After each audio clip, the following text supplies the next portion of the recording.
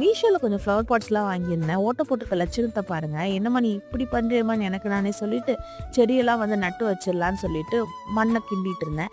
பூமிக்குள்ள 1000 நடக்கும்டா, அதையெல்லாம் நோண்டி பார்க்குறேன்ற மாரி இருக்கிற மண்ணெல்லாம் அள்ளி செடிக்குள்ள போட்டாச்சு. வச்சுட்டு அத பார்க்கும்போது, ஐய்யய்யோ! என்ன ஒரு ஆனந்தம்.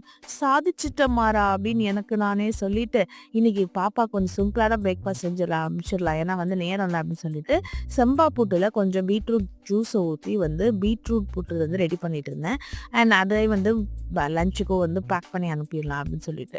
சின்ன வயசுல வந்து இந்த ஈஸ்டர் இப்போ வரப்போகுதுல்ல, அந்த மாதிரி டேஸ்லாம் வந்து வரும்போது புது ட்ரெஸ் எடுத்து தொட்டு தொட்டு பார்க்கறது என்ன, அப்புறம் பிரியாணியை பத்தி கனவு கண்றது என்ன, அந்த மாதிரி அவ்வளோ ஹாப்பியான டேஸா இருந்துச்சு. இப்போ வந்து நினைச்சா நினைச்சா பிரியாணி வெயிட் பண்ணணும்னு அவசியம் இல்லை. ஆனா அந்த ஹாப்பினஸ் எங்கடா போச்சு?